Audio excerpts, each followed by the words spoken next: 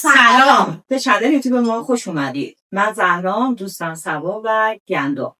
یه چند وقتیه داخل این اینستاگرام مشکلاتتون رو با من در میون گذاشتید و من خیلی خوشحالم که من محرم راز دونستید و اینکه با من صحبت کردید. واسه همین من تصمیم گرفتم که این چنل یوتیوب رو راه بندازم و مشکلاتتون رو با مردم در میون بذارم. شاید مشکلات شما مشکلات بقیه هم باشه و ما سه تا تصمیم گرفتیم که درباره مشکلات شما صحبت کنیم و اگر بتونیم راهنماییتون کنیم. بریم قسمت اول از داستان شما رو واسهتون تعریف کنیم. من نفسم، یه دختری که همیشه فکر میکرد عشق واقعی رو پیدا کرده. با امیر ازدواج کردم. نه از اون ازدواجم که از روی اجبار باشه، نه. من واقعا عاشقش بودم. اونم منو خیلی میخواست. همیشه به این میگفت تو مال منی. هیچکس حق نداره حتی نگاه کنه. قیادش برام اول شیرین بود. فکر میکردم یعنی خیلی دوستم داره. جوری دوستم داشت که همه دور و بریام از بیرون فکر میکردم خوشبختی. و منم باور کرده بودم. زندگیمون خوب بود. ساده، آروم، پر از عشق. ولی نمیدونم چی شد. یا شاید از اولم نفهمیده بودم. یه روز که امیر همون بود گوشیش زنگ خورد. مثل همیشه گفت جواب نده کار دارم. ولی نمیدونم چرا اون روز یه حسی، یه چیزی از درون گفت نگاه کن. گوشی رو برداشتم. پیامهاش، عکس‌ها، فیلم‌ها. شوکه شدم. دستام لرزید. زبونم ول اومد. نفسم برید. امیر فیلم‌ها و عکسای خصوصی منو فرستاده بود برای چند تا مرد. نه فقط یه بار، چند بار. وقتی پیاما رو خوندم و دیدم حالم به شدت بد شد. از کسی که عاشقش بودم. از کسی که قسم میخورد مال خودمه. همین آدم داشت منو تیکه تیکه میکرد و میفرستاد برای نگاه‌های غریبه. اون شب تمام وجودم ریخت. هم گریه کردم، هم داد زدم، هم از خجالت خودم رو تو آینه نگاه کردم. ولی نتونستم برم. نه به خاطر اینکه هنوز دوستش دارم ها، نه. به خاطر اینکه پشتوانه ای ندارم. نه خانواده‌ای که بتونه برگردم پیششون. نه پولی، نه کاری. هیچی. فقط یه زن زخمیم که داره هر روز تیکه تیکه میشه. ولی بغلش میخوابم. حالم از خودم به هم میخوره. اما چاره‌ای ندارم. الان شما بگید. من چیکار کنم؟ بمونم و نابود شم یا بجنگم و حتی اگه هیچکس پشتم نباشه. مسلما باید برای زندگی خودش بجنگه، نه واسه اون آدم. اصلا خیلی این آدم مریض جنسیه دیگه. اصلا خیلی بده بخواد مثلا اصلا هر کسی، اونم شوهرت، بخواد این کارو کنه اصلا نباید بمونه به نظر من. و منم میگم نباید بمونه. چون الان دیگه اون آسایش نداره تو زندگی. اون اعتماده نیست تو اون زندگی. واسه چی میخوای بجنگی؟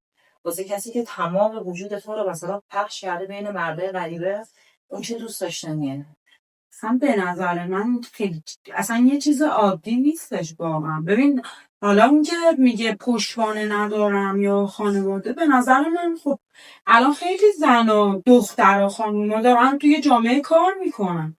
به چه قیمتی تو مثلا یه آدم رو تحمل کنی واقعا که بدون این حریم شخصی تو رو با بقیه داره واقعا اشتراک میذاره، شیر میکنین. خیلی بده. دقیقا. مخالفم. به نظر من آدم تو تنهایی خودش بتونه رو پای خودش وایسته باشه.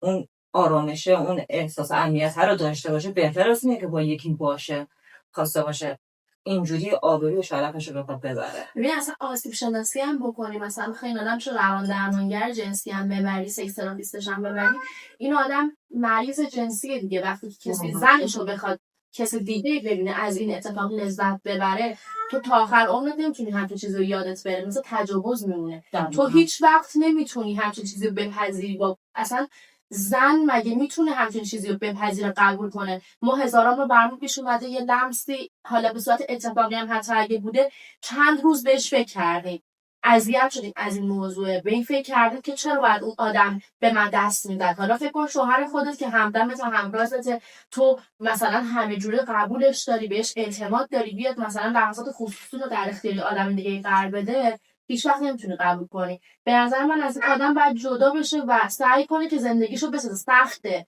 هیچ کسی نمیتونه از صفر دوباره شروع کنه آسون باشه واسش، ولی وقتی بعد دست بذاری بلند شی و زندگی تو به نظر من بعد از این آدم جدا کنی بسازی. بعد اصلا حالا به نظر من ببین خیلی ها هستن که این مشکلات رو مثلا دارن حتی فجیع‌تر به خاطر آبرو، حالا اگه باشه مثلا نمیرن جایی بگن که آقا آبرون داره میره، در صورتی که خب میتونه اصلا قانونی اقدام بکنه، خیلی میتونه واسه خودش از لحاظ قانون یه سری چی میگن بهش، یه جای سیفی رو واسه خودش اوکی کنه. واقعا خیلی ها هستن مثلا چه برای بچه چه برای بزرگسال به هر نحوی ممکن این اتفاق، به قول سوگن که این یه تجاوز اتفاق میفته، باید حتما اینو مطرحش کنه. صرفا اصلا حالا به خاطر اینکه آقا من پول ندارم من نمیتونم فلان، خیلی جاها میتونه کار پیدا کنه، حتی کارهای کوچیک.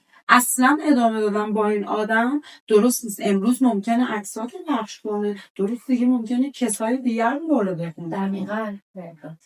اصلا یه چیزیه که مثلا مرده میاد زن خودش رو، حالا خدا رو شکر توی ایران دارشون میگیرن، یه همچین چیزای مجازات سنگین داره، ولی خب توی کشور دیگه هم میبینیم مثلا طرف زن خودش رو با بقیه مثلا به اشتراک میذاره و از این موضوع هیجانات جنسی بهش دست میده و لذت میبره، واسه خودش خیلی خوبه.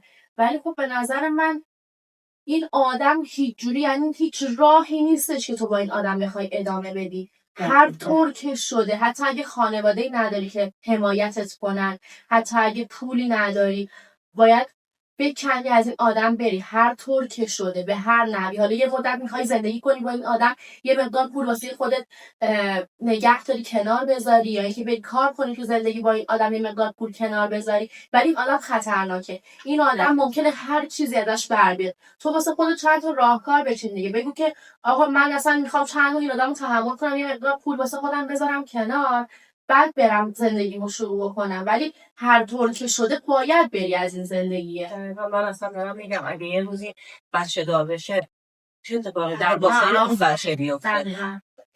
قسمت دارکترش اینه که هنوز بغل اون آدم میخوابیده. خب این اصلا مثل یه زندان روحیه واقعا. به نظرم اصلا همچین چیزی تایید شده نیست و حالا قانون هم از اینجور آدمایی که مثلا مشکلات رو دارن، از این خانمایی که مشکلات رو دارن واقعا حمایت کنه. شاید خیلی چیزا توی خیلی کشورها مثلا رعایت نشه، ولی اینجور چیزا رو هیچ وقت هیچ قانون هیچ عرفی نمیبخشه، حمایت میکنن. این اشتباه ترین حالت ممکنه. بعد آخر خواستم بهتون بگم که میتونید نظراتتون رو واسه ما کامنت کنید. اگه راهنمایی دارید، اگه حرفی دارید و اگه کمکی میتونید بکنید، حتما واسه همون کامنت بذارید و پیج ما رو حتما سابسکرایب کنید و حمایت کنید. خیلی ممنونم از نگاه قشنگتون. دوستتون دارم. خدا نگهدار.